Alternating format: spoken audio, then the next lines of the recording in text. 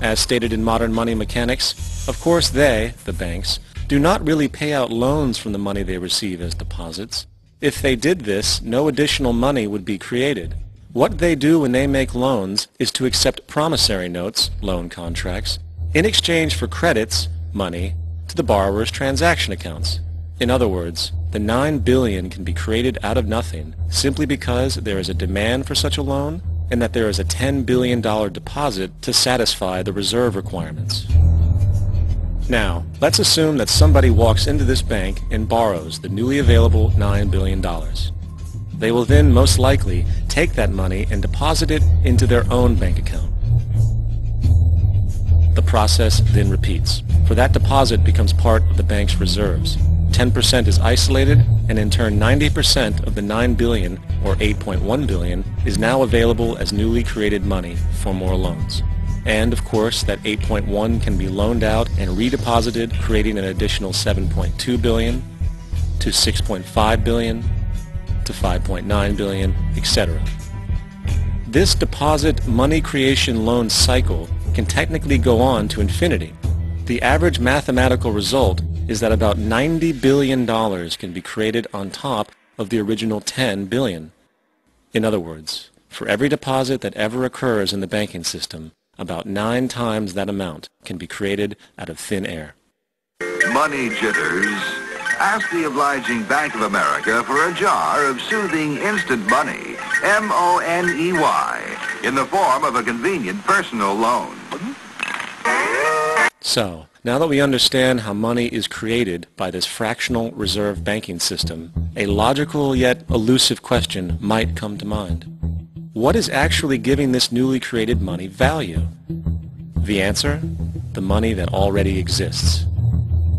The new money essentially steals value from the existing money supply. For the total pool of money is being increased irrespective to demand for goods and services. And as supply and demand finds equilibrium, prices rise, diminishing the purchasing power of each individual dollar. This is generally referred to as inflation, and inflation is essentially a hidden tax on the public. What is the advice that you generally get? And that is inflate the currency. They don't say debase the currency. They don't say devalue the currency. They don't say cheat the people who are saved.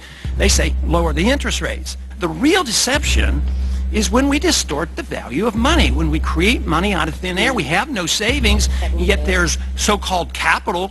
So my question boils down to this: how in the world can we expect to solve the problems of inflation, that is, the increase in the supply of money, with more inflation?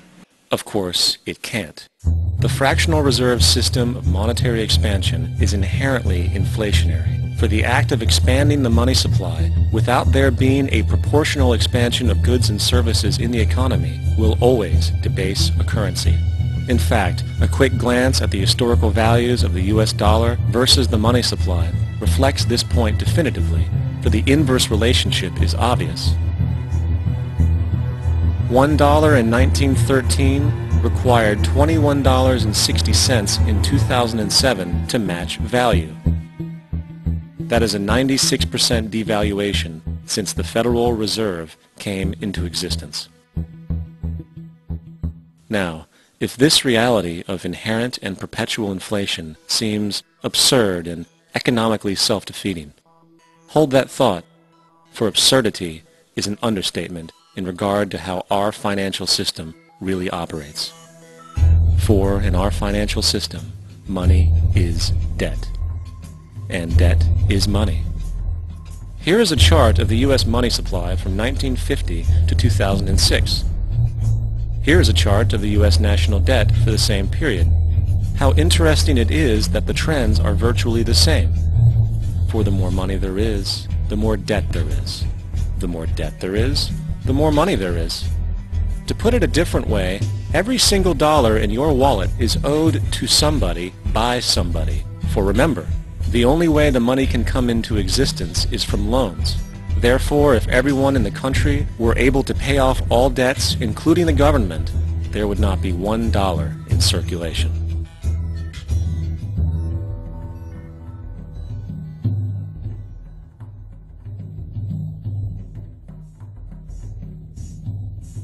In fact, the last time in American history the national debt was completely paid off was in 1835 after President Andrew Jackson shut down the central bank that preceded the Federal Reserve. In fact, Jackson's entire political platform essentially revolved around his commitment to shut down the central bank, stating at one point, "The bold efforts the present bank has made to control the government are but premonitions of the fate that awaits the American people should they be deluded into a perpetuation of this institution or the establishment of another like it." Unfortunately, his message was short-lived, and the international bankers succeeded to install another central bank in 1913, the Federal Reserve. And as long as this institution exists, perpetual debt is guaranteed. Now, so far we have discussed the reality that money is created out of debt, through loans. These loans are based on a bank's reserves, and reserves are derived from deposits.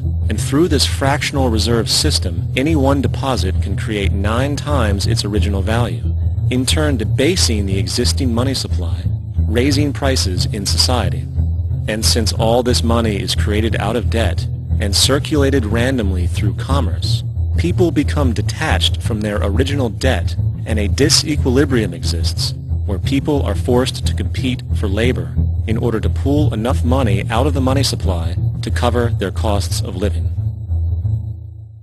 As dysfunctional and backwards as all of this might seem, there is still one thing we have omitted from this equation. And it is this element of the structure which reveals the truly fraudulent nature of the system itself. The application of interest. When the government borrows money from the Fed, or when a person borrows money from a bank, it almost always has to be paid back with accrued interest. In other words, almost every single dollar that exists must be eventually returned to a bank with interest paid as well.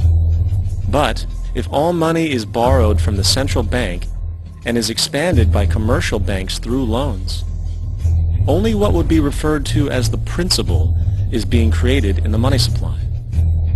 So then, where is the money to cover all of the interest that is charged? Nowhere. It doesn't exist.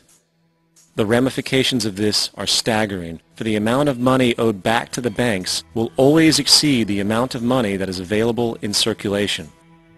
This is why inflation is a constant in the economy, for new money is always needed to help cover the perpetual deficit built into the system, caused by the need to pay the interest. What this also means is that mathematically, defaults and bankruptcy are literally built into the system, and there will always be poor pockets of society that get the short end of the stick. An analogy would be a game of musical chairs, for once the music stops, somebody is left out to dry.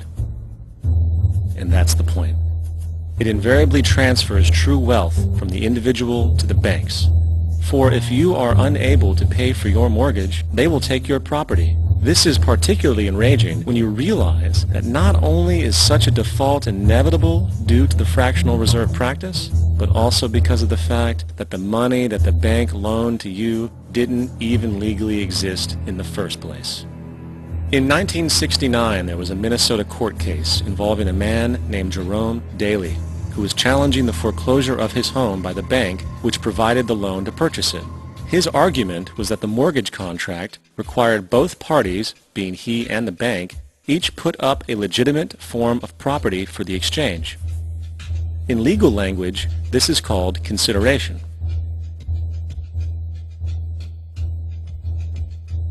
Mr. Daly explained that the money was, in fact, not the property of the bank, for it was created out of nothing as soon as the loan agreement was signed.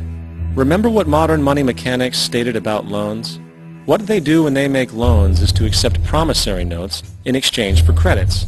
Reserves are unchanged by the loan transactions, but deposit credits constitute new additions to the total deposits of the banking system.